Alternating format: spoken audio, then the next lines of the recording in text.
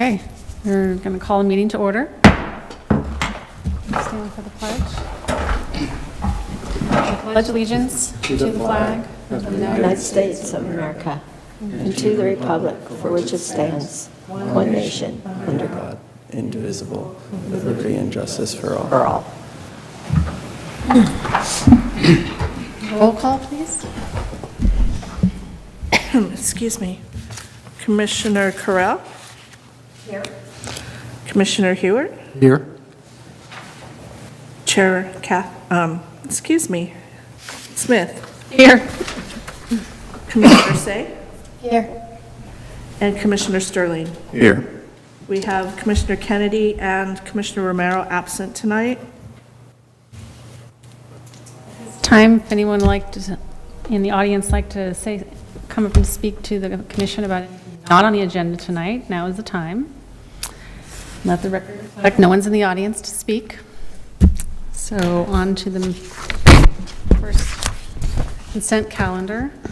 Can I get a motion to approve the minutes from the special meeting on September 3rd?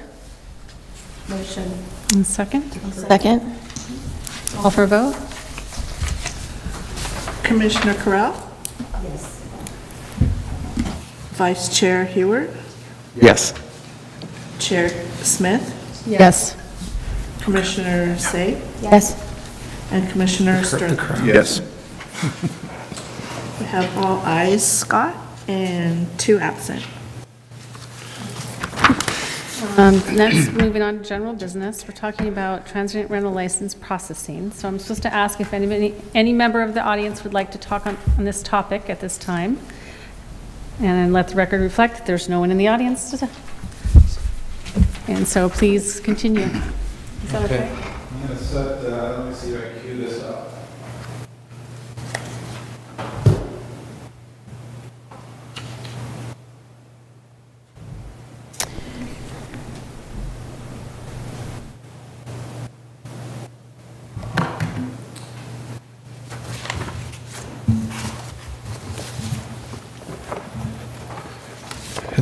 The presentation that I have is really, it's combining, I mean, I know we have items 2 and then item 3, a discussion, informational items regarding the new TRL standards and policies. So we've combined these kind of into one presentation, items 2 and 3. So I'd really like, if there's any discussion as we're going through it, feel free to ask, because council has acted and has discussed and acted as far as instituting new regulations. And as we go through these, you'll see that I have highlighted those. There's a number of them, but highlighted those in yellow that will directly impact Planning Commission's decision-making as these come through. Some won't, but I wanted to bring them to your attention also. Can we get a So- printed copy of this? I'm sorry? Will we get a printed copy of this? I do have printed copies because last night we were running into a little bit of a problem with this, so feel free to take one and pass it down.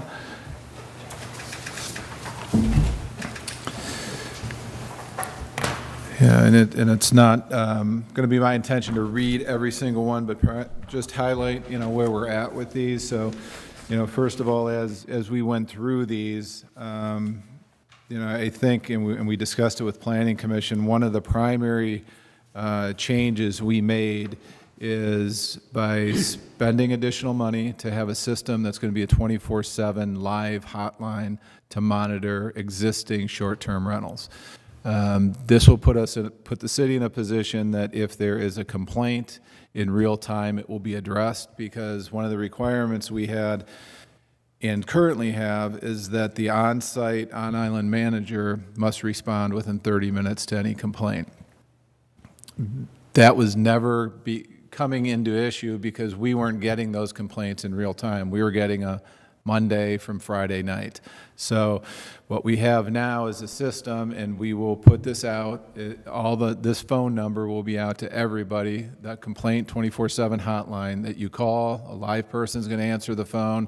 They're going to have access to all our properties, all the on-site managers, and all their phone numbers, which are the 24/7 contacts. They will start the clock and make the phone call to register the complaint with the on-island manager and expect a response to that number within 30 minutes regarding, A, did you verify if the complaint is valid, is it ongoing, and to report back to host compliance.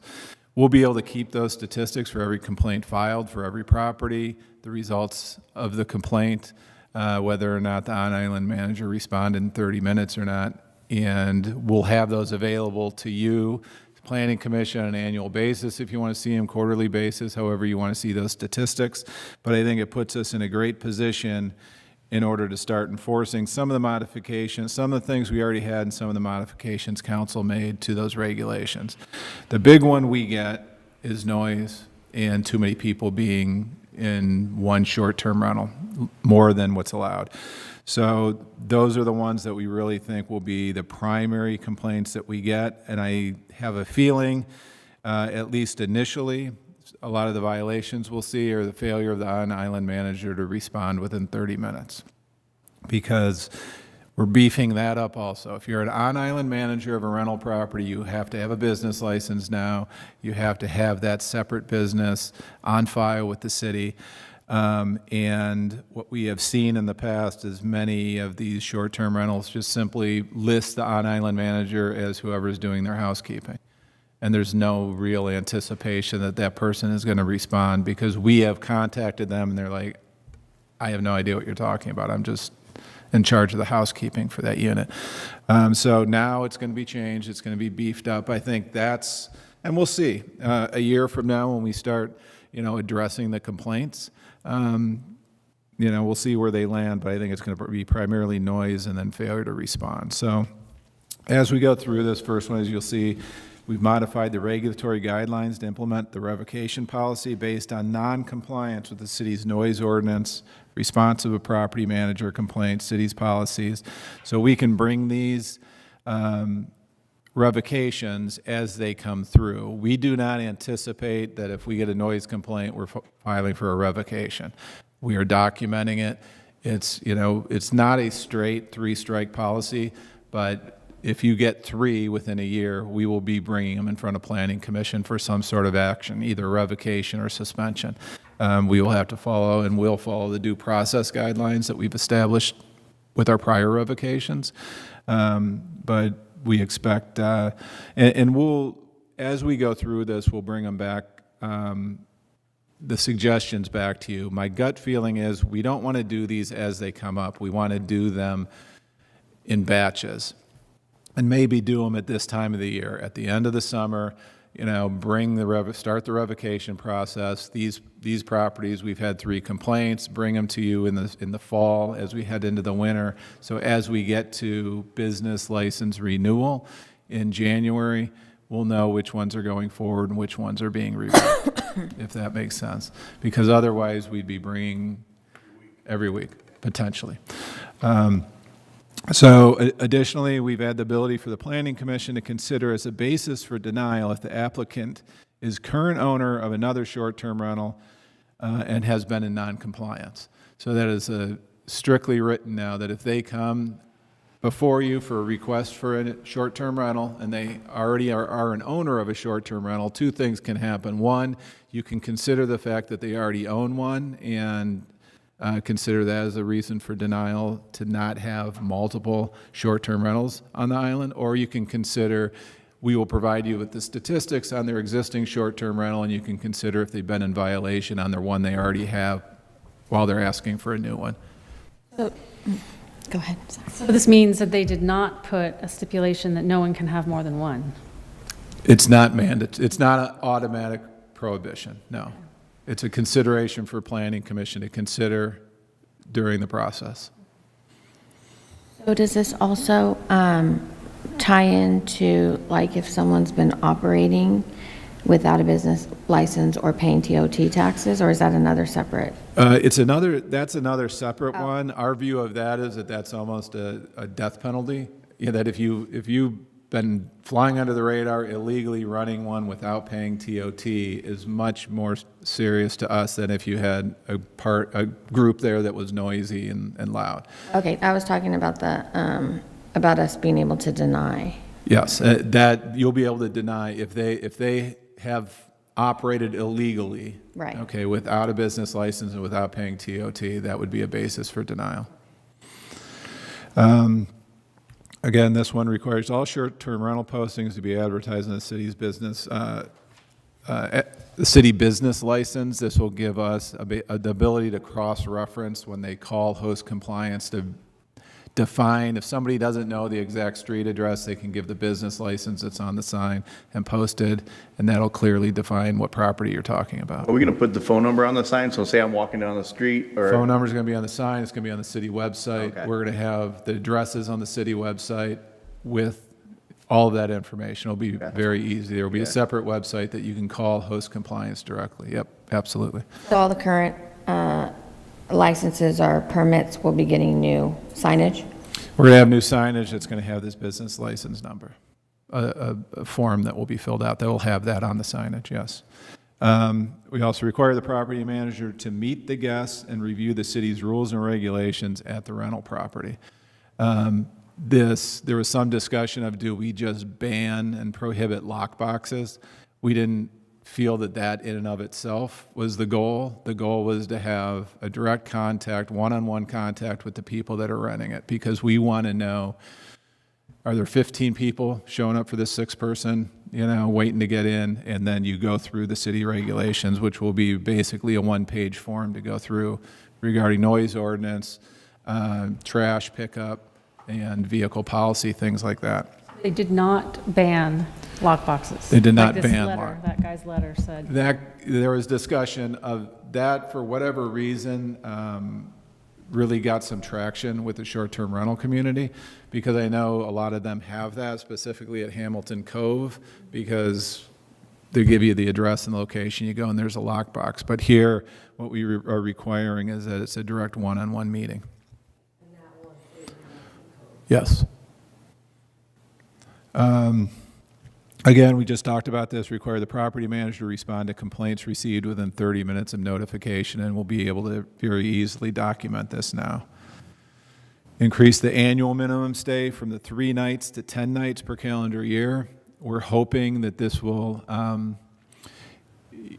eliminate the folks that have a CUP that simply write a check to finance once a year for 3 nights, send in $12 and say, here's my 3 nights, TOT, see you next year.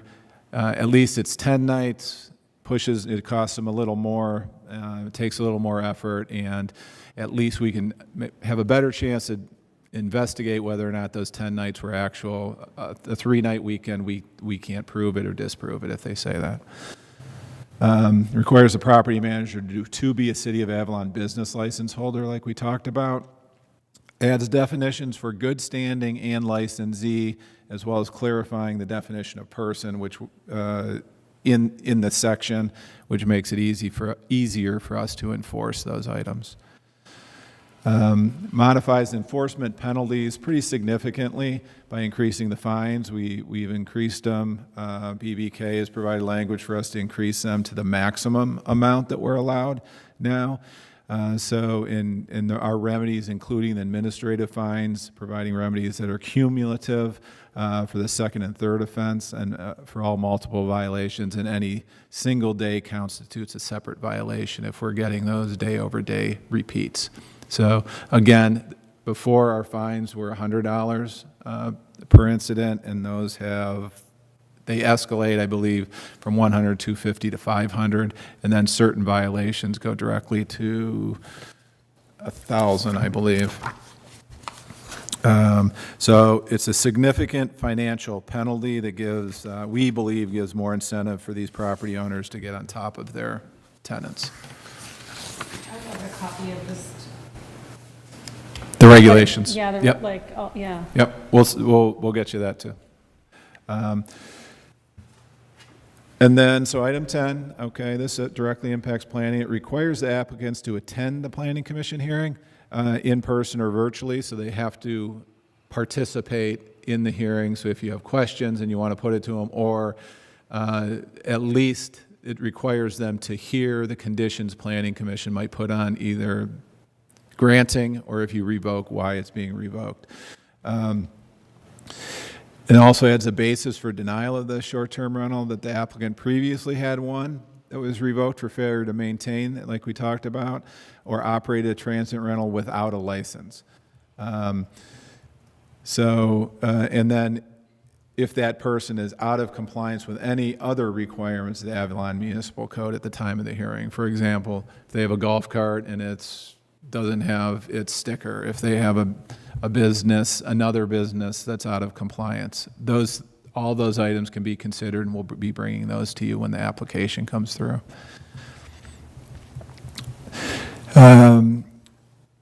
So item 11 is inclusion of the requested cap to TRLs and CUPs, grandfathered CUPs at 410 units. So there was much discussion with council as far as a cap, a saturation, creating different regions in the city. They went with a flat cap of 410 units. Our feeling was that this was a good number. This puts us in a situation with what we have out there and have identified, and what's currently in the queue or our waiting list that will be coming before you over the next several months. It's going to put us, by the time you get to the end, it's going to put us, depending on how many you grant, pretty close to that 410 cap. So that's why we feel the second part of this conversation, that being a waiting list, is going to be relevant, because we think by the time we work through, what do we have down, about 25 currently waiting? More or less, yeah. So give or take around 25 that we'll be bringing to you at 5 applicants a month. So 5-6 months from now, we could be in a situation where we're getting pretty close to that 410 cap. Is there a reason for the 410? Is it a percentage of something? Is it? The idea of the 410 was based, I think it was really based on what we had and what we had in a current waiting list during the moratorium period, because we didn't have any waiting list criteria, so it would have been difficult to put it in after the fact. So I think what council did, here's where we're at. You add the 25, a little bit of room for margin for error, and that puts us around 410, knowing that we'll probably be at that number within the year. And then we have language in there that the city council will annually review the need for additional regulations, the requirements for the issuance of TRLs. We're going to also include that we'll be bringing it, that same discussion in front of the Planning Commission. Whether or not, as we work through these over the course of a year, annually, we'll sit down, we'll agendize an opportunity to discuss whether or not we need to make some changes to what we have. Item 13 requires the finding for the Planning Commission whether it's a TRL or ancillary use to a residential use, whether it would modify the use of the underlying zone to one that is more commercial in character, meaning, if we have a 4-unit and they're asking for all 4 units, for example, to be short-term rentals, is that taking it from a residential to a commercial use? Is that creating a mini hotel? We didn't really have this language or an opportunity for Planning Commission to clearly point to that this is part of the regulations that you can look at. Now it is. So now, as part of the finding for Planning Commission, you'd consider the number of TRLs not only previously granted the applicant, but saturation as it relates to that specific unit that's there. We've already had this language in there, but it wasn't really necessarily applied across the board, and it's not necessarily put you in a position where it's a hard no, but we're going to do a much better job when we present these applicants, instead of just showing you a street map with red dots, to try to narrow in on the actual unit, because you could have a red dot on a unit, but if it's a 6-unit and one of them's a TRL, that might be misleading. If it's a 6-unit and 6 of them are TRLs, you need to know that too. So we'll give you that information as we go through each one of these applications that come before you. The new code modifies the finding applicable to the single and multiple unit properties like we just talked about, that the Planning Commission may weigh favorably that a majority of the property owner's units are used for year-round rental or occupancy. Council, and I think Planning Commission in the past has talked that if a new application comes before you and they say I have a 4-unit, I only want one of them to be a TRL, and I'm going to have long-term rentals in the other 3, I think we all agree that's a positive. That's what we want to encourage, so that's a good thing. That would probably, I would assume, work in their benefit as it relates to Planning Commission's decision.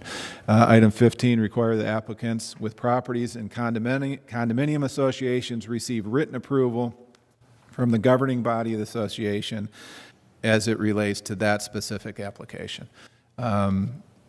This is something that I feel probably, I had to go back and look at some video Planning Commission meetings from 2004 to 2006 regarding some of the issues we had in the revocation.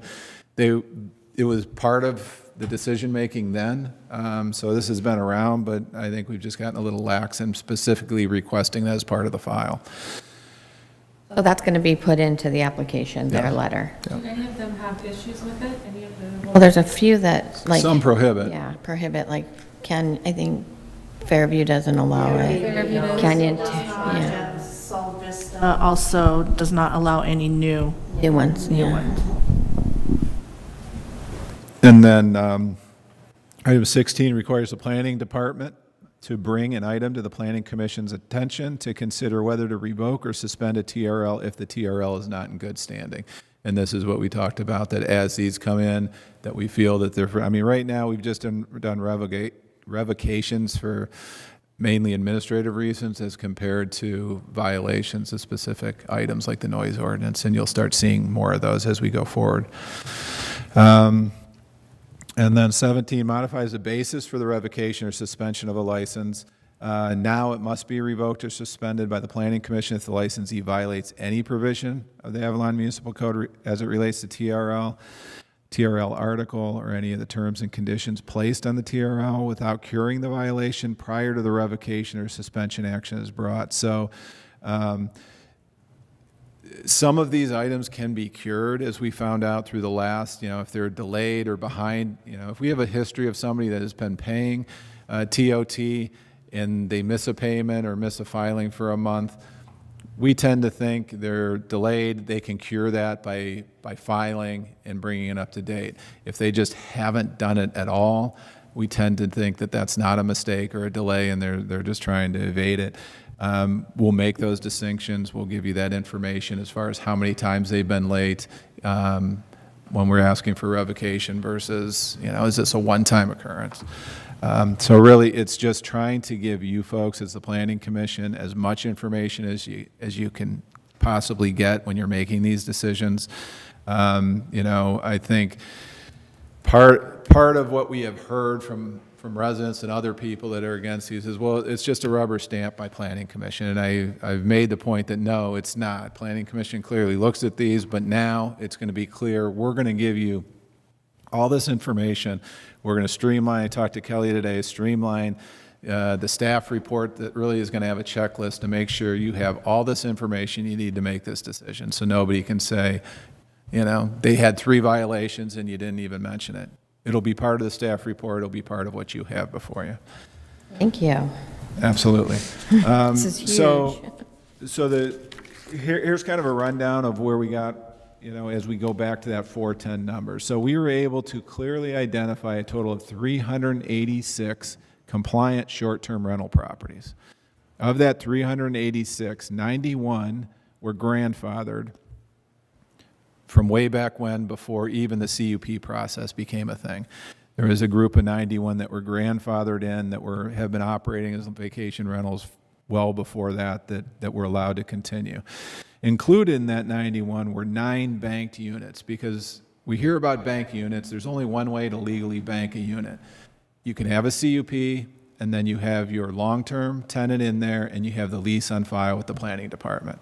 That's the only legal way to bank a CUP. We have 9 of those. As long as they continue with the long-term tenant, they'll continue to bank their CUP. 267 properties were permitted under the CUP process, And I'm sorry, there was 9 banked under the grandfather, then there's 13 banked under the CUP that already had their CUP. So those 22 banked will continue. Those are the only banked ones we have. So the reality is those banked ones aren't impacting neighbors, right? They have long-term tenants in there. So of this 386, 22 are banked with long-term tenants. We have 28 properties that were permitted transient business license. So you can see the disparity of where we're at. 267 still under CUP, 28 under the TRL process, which has only really been in effect for a few years. That gets us to the 386. With the 410 cap, we have 24 slots available. And some of the other things we're doing is looking at making sure we're fully capturing as part of our annual business license for short-term rentals the cost of the city. We're doing a cost analysis of that. So right now, a short-term rental owner is only required to have a business license and pay, I think, the $50-something fee annually for a business license. That fee will go up because it's going to now capture, we're paying significantly more for host compliance to have a 24/7 monitoring. Staff time is more involved. All those costs are going to go into it. So that fee will go up. So because of that, you might see some of these folks that are just paying the minimal number of days, 3 went to 10 days that we talked about. They might say it's not worth it. It was worth it to keep it for less than $100 a year. Now it's not worth it to keep it for this rate. So there might be more that open up on that 410, but right now we're going with what we have. So knowing that we're coming up on a wait list, one of the things that I didn't want to get into that I inherited when I got here was a vehicle wait list. And the vehicle wait list is somewhat of a nightmare because, as we all know, I think we just got into the 2002, 2003 range for people that have been on that wait list. I mean, we were back. Eric, you got yours recently. When did you get, how long have you been on? I think it was 2002. Yeah. I waited 6 months before I got it. Yeah, but you were, so. I thought it was just a polite way to say no. I didn't know it would ever. So you waited 20 plus years, and Yeah, 24 years. Yeah. And among the many difficulties we had with just a straight up first come, first serve wait list is as you come up, it turns into years and years that you're waiting. And we lost track of those folks, right? They're moving. Sometimes they're moving, staying on the island. Sometimes they left the island. So when we started going through the wait list notification, trying to track people down and notify them, hey, your name finally came up after 22 years, we had a very difficult time, notifying people. And that's what happens with these wait lists. So we started looking around to other communities, other cities that have caps on short-term rentals. And one of the systems that we liked was a lottery system. San Diego runs a lottery system, so do some other cities. This is a little bit of a modified San Diego system. And what we're recommending is something along these lines, that we have a lottery system. And annually, assuming that there's TRLs available under the cap, that you can actually grant them. So annually or any time that there are 5 or more TRLs in the city and we have availability, we'll send a notice to everybody that has submitted an application.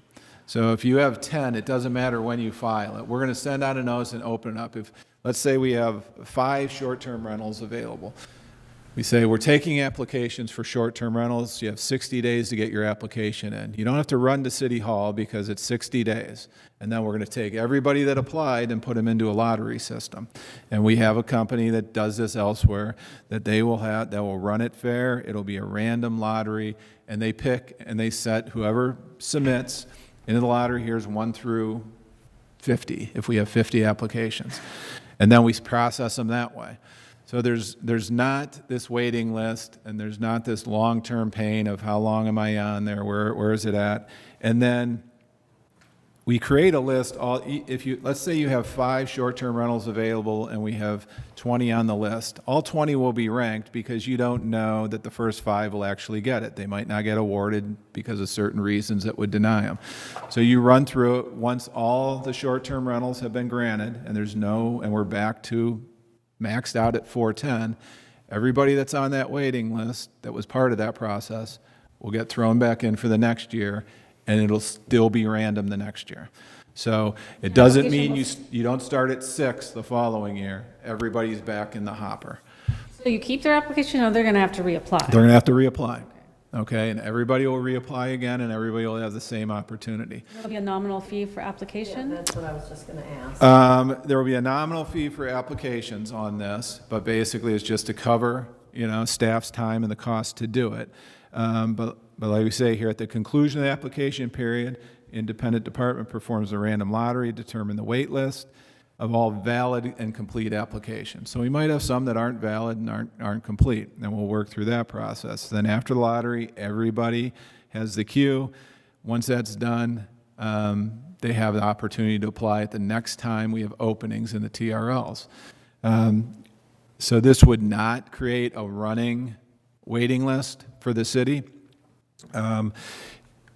There's a few benefits that we really like as a result of this. It reduces administrative burden by establishing that finite window that we're going to open it up in receipt and processing of those applications. That 60-day window or 45-day window, whatever we take, that's when we're doing it. That's when we're focused. Everybody has the same shot. Nobody gets lost in the system of, oh, I got on this list back in 2025, I've been on it for 10 years, what's going on? It allows all interested property owners to have an equal opportunity to receive a TRL. We believe and hope that it'll disincentivize property investors from purchasing strictly on speculation, because you don't know. I mean, you're as equal as anybody else that may or may not get it.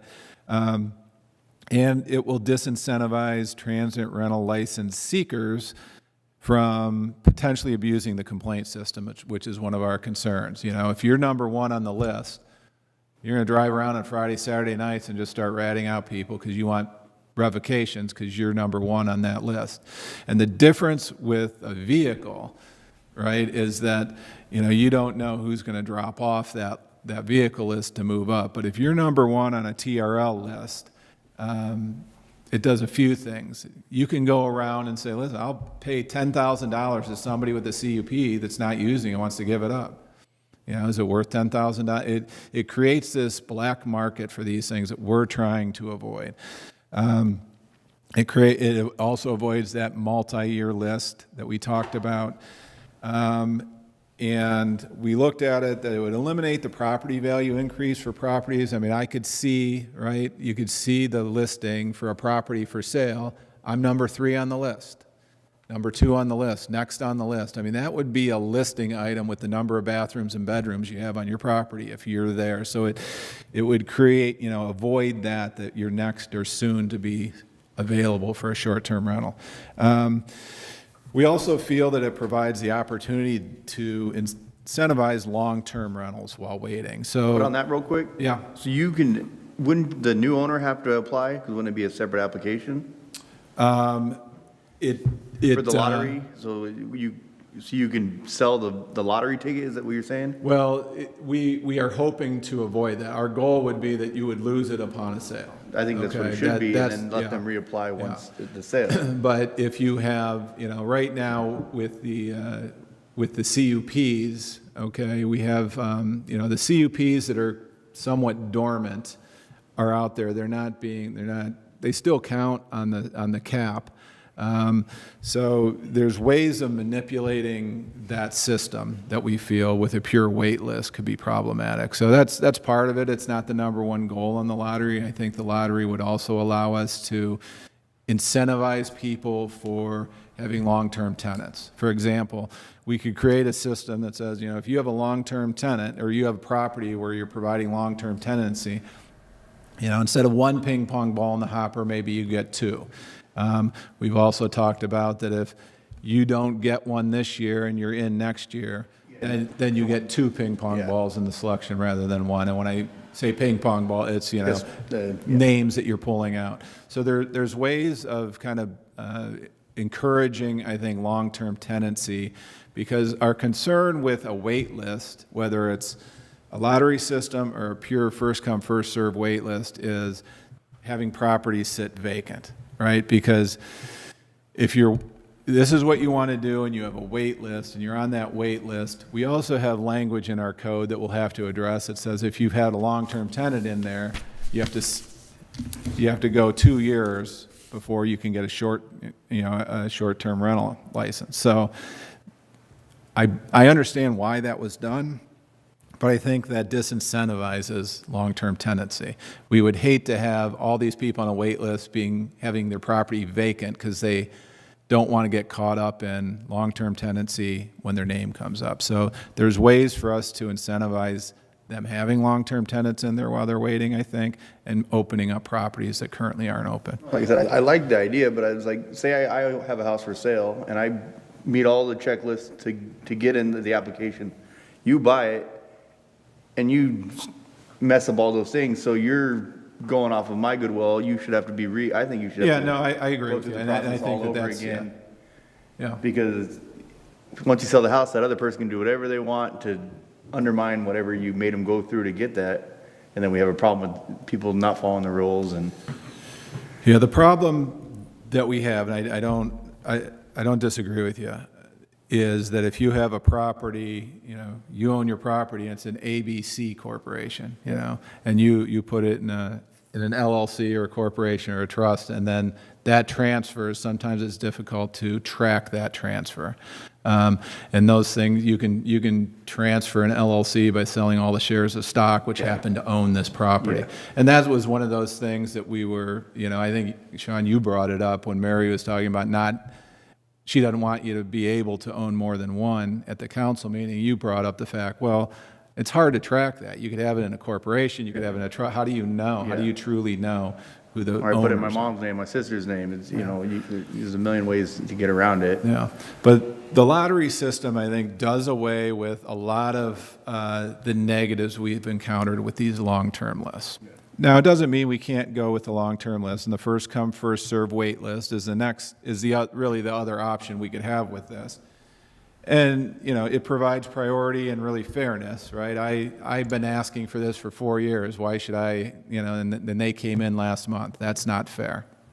I get that. So we could have a first come, first served wait list. It provides that fairness, reduces the uncertainty of not knowing the status of where the property owner's application stands. You can plan for it if you know you're top of the wait list versus years away from getting it.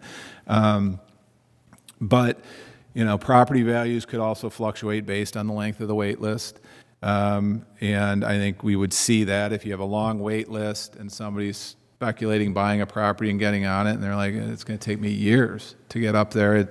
I'm not going to pay you what you're asking. I'm going to pay you significantly less. That's the negative. But we feel if a first-come, first-served policy is adopted, we as staff would like to see, requirements for the property owner to keep contact information with the city on an annual basis. We do this with moorings. The mooring waiting list, it's $5 a year to stay on the waiting list.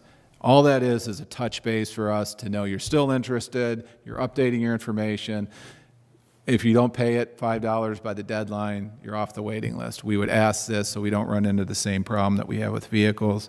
We would say that the wait list positions are not transferable, and that the wait list position would be forfeited, Sean, to your point, if the property is sold or transferred. So if you're on the wait list, you don't stay there, you start over. So, really, that's where we're at, kind of rapidly going through it, both where we're at with the new regulations and kind of throwing it out on the wait list. I'd love your impact and tell us what you think on the wait list idea, because we're going to be seeing this when you reach 410, which will probably be maybe next early spring, late winter, January, February, March, April, when you get done with all these. I think we'll see a wait list at that point. So we would like to have this policy before the wait list forms. It's at that point. Yeah. Well, I could see where a wait list names suddenly disappear off the list. You know, my name was on there and now it's not on there. I heard that a lot, but the vehicles that, well, I've been on the list for 20 years. I go down and check and they don't have my name. The beauty of Not that on the is, list. well, here, you should tell them that's not true, because we have the book from the beginning of time. And we don't write in that book. If you get on that list, you're writing your own name. It's your name, your handwriting in there. And even when somebody gets scratched off and they get the highlighter through their name, it stays in the book. So they're all in there. And we've had people come and check, where am I at, what's going on? So that's pretty routine, but you're right. We don't want to get into that again. Yeah. I really like the lottery system. I do too. I do. I think it's fair. I think it relieves a lot of the complaints or questions or uncertainty that people, people assuming stuff. And I personally would like to see the lottery system rather than a wait list. No, I agree. I think it takes everybody kind of out of it, adds a third distant party doing it, and then people can say, oh, well, so-and-so. And I really like these changes. I like them because I feel like what's going to happen is, I've always talked about enforcement. I've always said that we have the municipal code in the books already, and there's a lot of stuff that is there and can be done regarding revocation, and it's just a matter of enforcement. And I feel like this is a little more, and it's really black and white, and that hopefully the property owners now will take it seriously, and that there is going to be action taken, and that the noise stuff will stop, all that stuff that is affecting residents, and the whole process will get better. When will all of that go into effect and all the signs be ready and everybody kind of up and running?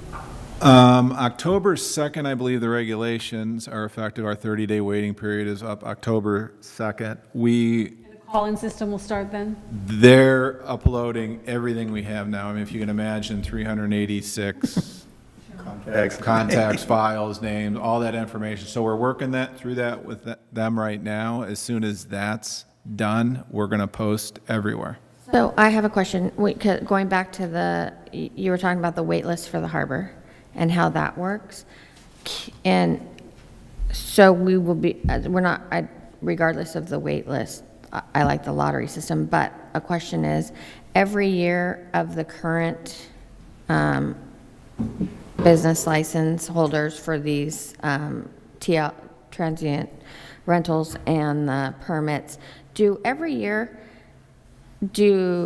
we, to make your life easier, have the property owners who own these permits submit updated phone numbers and all that? Because I think that is a huge issue with, like, saying, oh, we never got this, or oh, yeah. So we do have that as part of the business license application now. What Matt has probably going to come here and say is that we're making some changes to that form to include that information, and by requiring the on-island manager to also have a business license, it requires them to come in annually and provide that updated information. And what we've tried to do in some of our business license renewals, especially ones we suspect might need updating, is when those go out in December, we put a little note in saying if your contact information has changed, please, or I think we've requested email addresses for some in the past. So that's something we can do again as part of our business license, but we do try to update our contact information. But Yeah, and I get them too. However, sometimes I'll still say, so that's like, is there like something that can be done online where they can say, check, you update it or no update it? Because that way, if like something happens or we're going to revoke, oh, I never got it. And you know what I'm saying? And we can track like, yeah, you did. Right. Well, So- every year it's updated. Okay. It is. So, I mean, they have to do that. They have to complete that form. So at least we'll have that information in January, right, Matt? We do this? The renewal of the business license? Yeah, the renewal happens in in December. January 15th is when it's due. And so if a vacation rental hasn't paid their license, then we go and we send a follow-up email, letter, phone call, whatever we have on record. And I think at least for the vacation rentals, we have good contact information for all of them currently, so.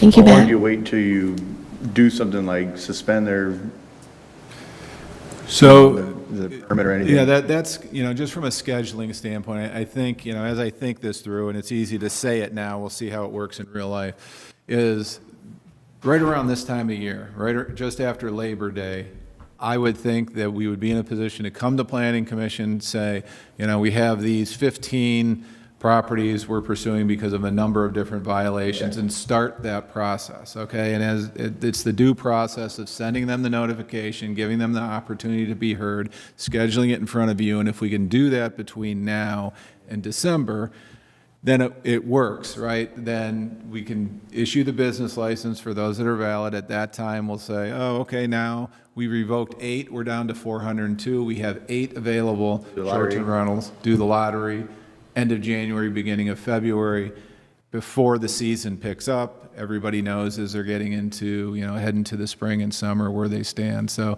I think if we get into that cycle, Yeah, but so do we have like a cutoff date? So say June 15th, they haven't paid their business license? well, if they haven't paid their business license on January 15th, they're sending them a notice. But what's And the grace period? They we give them a period of time to cure, and by February 15th, we're sending, yeah, And they're that's a different suspended, story. and then they, yeah, okay. yeah. That, the administrative part is different, I guess, than the violation part, right? Yeah. Of noise ordinance and violation of. But if they don't have a business license, they shouldn't be operating. Exactly, yeah. That's done annually. Because that would be a anyway. violation, they're operating an illegal. And that's what we did last year, which led us to all the revocations that we did, the bulk of those. I like the lottery system, and I especially like the idea of getting 2 ping pong balls or whatever they are, if you're doing something like including a full-time resident within the same building or something Right. like that. So I think that's a neat. And I think overall, we've always, even without Right, this, that's we been always our- considered the residents, and, because we've had a few that came up, and one in particular had quite a bit of year-round rentals. So I think we did consider all that too, which is good, because, Nice to, yeah, have that it in there.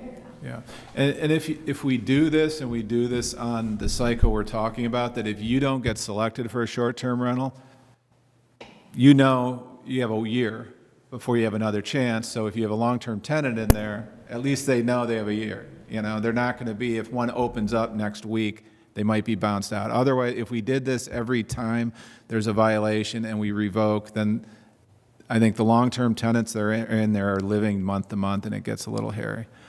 Kick them out in August, and there's nowhere to go. and- Yeah.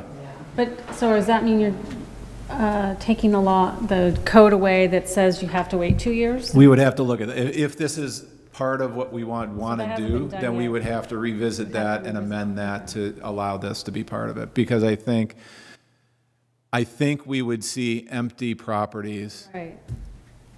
otherwise. I think so too. Yeah. So too. We have it now. Yeah. We have it now, so it would just, Yeah, people are very nervous of putting anybody in there in case they have the chance to do, they're waiting, so it's empty, and it's a shame. Yeah, so they lose the lottery, like, all right, I'll give you a 1-year lease on, so at least they're, the person knows, hey, you got a 1 year. Right. And the hope would be that everybody that doesn't, successfully get one the following year is going to continue with their long-term tenants. And maybe they like that idea. And then like, Maybe oh, they this is learn to simpler. say, hey, this is easier. Yeah, get a It's- check once a month, I don't have to deal with house cleaning and all that. Yeah, people, causing damage. We like that idea in theory and hope that it would work that way. So, we'd like to incentivize them and then take away that 2-year kind of period that we currently have on the books. But we wanted to get your input on whether it's a wait list or a lottery, and before we. We're went. not voting on that. No, we're just looking for feedback, and then we would draft, actual policy on this and bring it to, finally to you and then to council afterwards. This is kind of just, here's our two options, here's what we think, but what do you think? Lottery system. I wasn't quite sure at first, but I like it now. Yeah. I like that, and like I said, have incentives for people to maybe get an extra ball, or, like I said, a ball in the lottery, if you have extra units, or maybe every year you're on the list, wait list, you get an extra ball or something like that, to up your chances. I agree, and then it's kind of a hybrid. Yeah, we can make it our own way. We don't have to follow it exactly to the Right. T. You want to speak? Is that public? Is it open? Okay, for someone to speak still? Sure, You want to say something? It's not redundant, but I'm back. Mark Name and Taska. address, please. Yes, of course. I'm not going to break protocol like I did last night.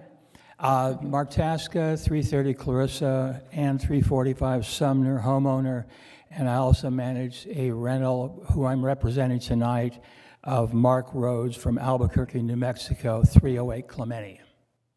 Ta-da. My question is, first off, when I helped draft the original ordinance way back, one of the requirements was that the tenant or the owner would agree to put the sign in the window. Okay, that's still enforced, right?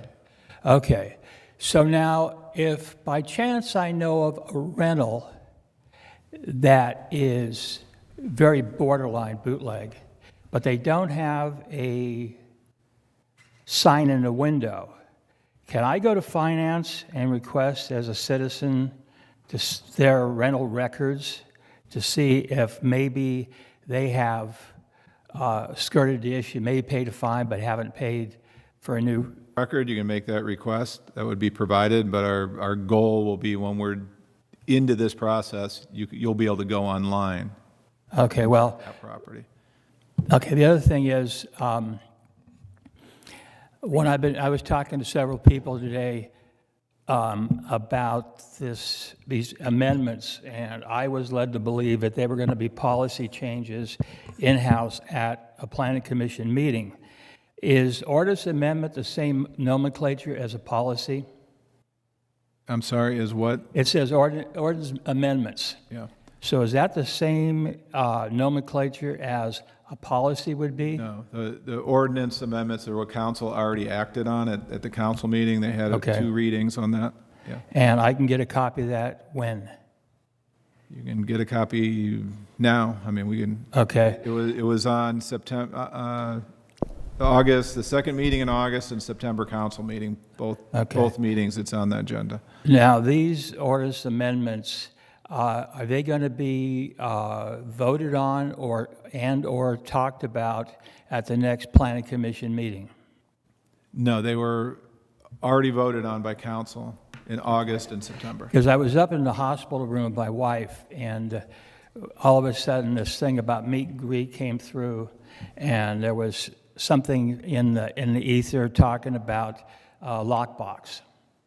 I don't know if you're aware of it, but VRBO and Airbnb demand that a lockbox be on the door. Otherwise, the tenant or the client can get a full refund. I don't know if you're aware of that. So lockboxes are something that have to remain on the door. You put a second key in there, you know how lockboxes work. So will I be able to present at the next meeting policy changes discussion?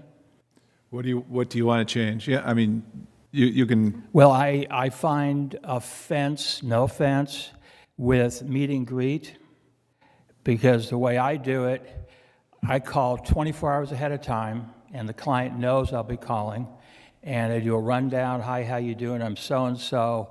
And I spend about half an hour to 45 minutes on the phone with my prospective clients. I've got really good neighbors around the area that will rat people out. And in the 15 years I've done this on Clemente, one time. And I called the sheriff. So, and they ended up on the street, half showered, half naked, but on the street. So that's my big bugaboo. It's the lockbox and the meet and greet. We haven't impacted the lock boxes, but the meet and greet is part of the new ordinance. Okay, so if I'm over town on an emergency with my wife and I make the call, I still have to meet and greet these people? Somebody has to, that's, whether it's you or somebody else, yes. Okay. Okay.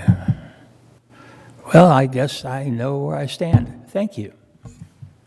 Thank you. Any other discussion? Questions?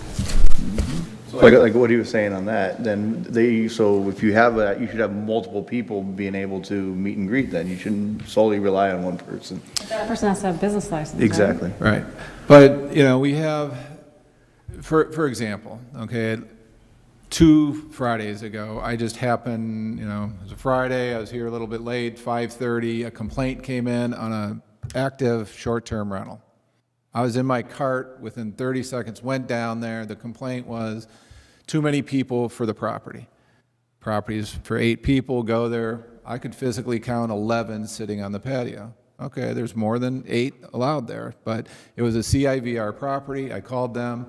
They met me there on site. They were there within 2 minutes.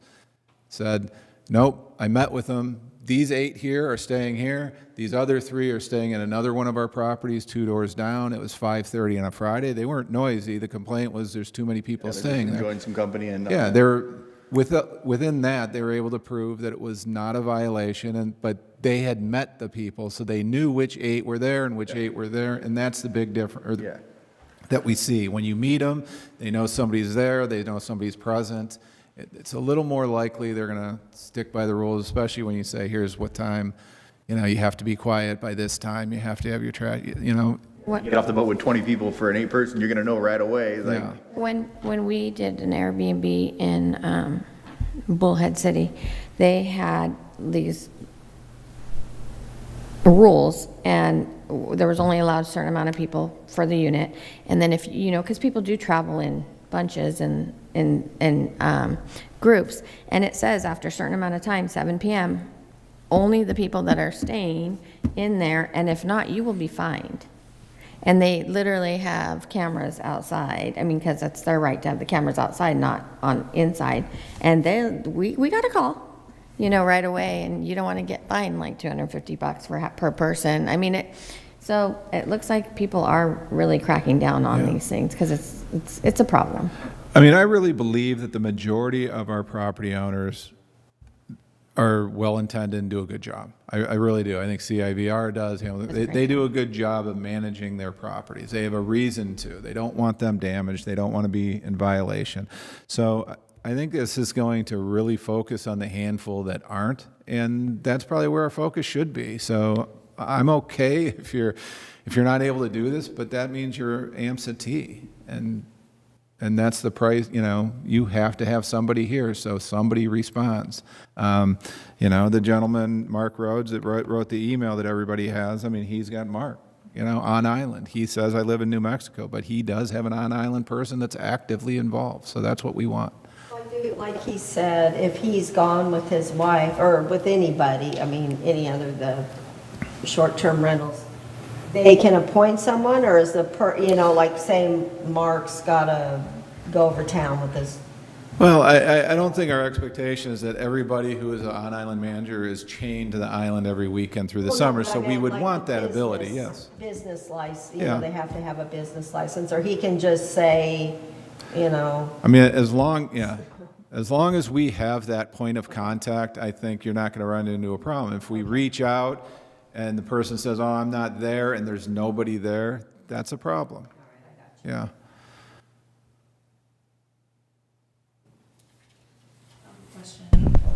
How are we going to police whether they're meeting them? That's, what the conversations I've had, like with CIVR, is they're going to have a one-page sheet with all our information on it, and it's going to be they're signing. We're going to have wet signatures. If we go and they ask, if we question it, they're going to be able to, yeah, I met with them, they signed, they'll have something signed.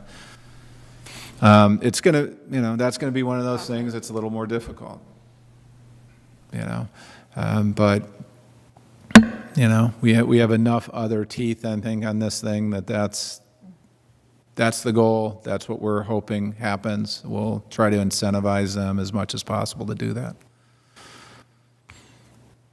Like I said, having the website and it all being public, what they're supposed to do, the neighbors will probably be the ones that, hey, I saw these 20 people just walked in the house. Yeah. They'll be, the neighbors will be the first ones to say that, to police themselves. No, I think you're exactly right. I think that's what we found, but, unfortunately, the neighbor calls on Friday at 10:30 and we get the message Monday morning. But now, like I said, if we get the hotline, it's like, now we make it available to all the neighbors and. Yep, they'll know. So I think the hard part is going to get everybody programmed to use that number, use that hotline. We'll push that out, push that information out. Once that happens, I think then we'll be in a good spot.